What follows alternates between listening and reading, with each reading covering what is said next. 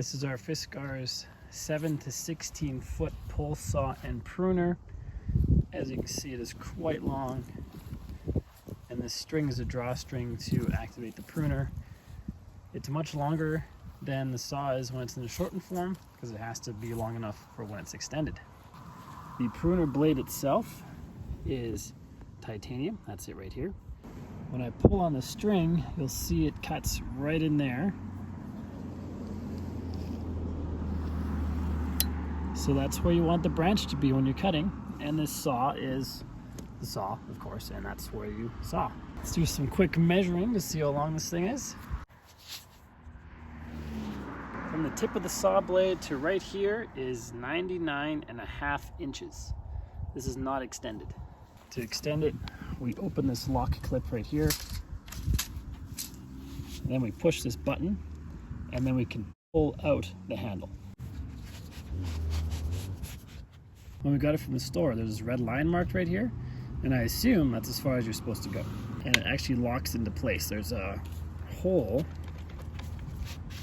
right here, and this little lever handle thing will lock into that hole. You hear it clip, and that's when you're fully extended. You want to lock this back into place. Now let's measure it again. This is the full extension length. It's another length, the same length as the handle itself. So now it is 166 inches or 14 feet. Earlier I said 16, I was wrong. It is almost 14 feet. So the pole saw isn't too heavy. And now we're going to trim some branches at the very tippity top of this tree.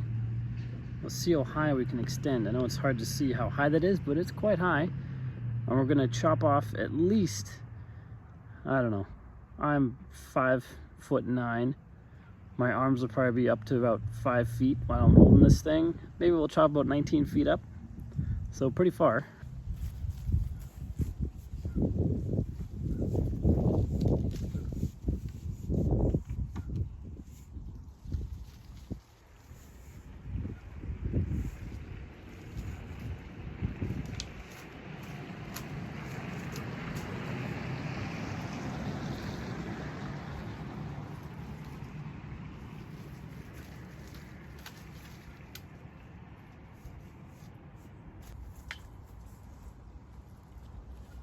And when it's new and sharp, it cuts quite nicely. There's a little branch right there that we chopped off. And to use the saw, it's just like you use any other saw. You run it back and forth on a piece of wood and it cuts quite well. I'm going to cut down a branch right around the middle of the screen here. I'm gonna have it fully extended, even though I don't need to because it's not too high, but I just want to show you that it can be used to saw when it's fully extended as well.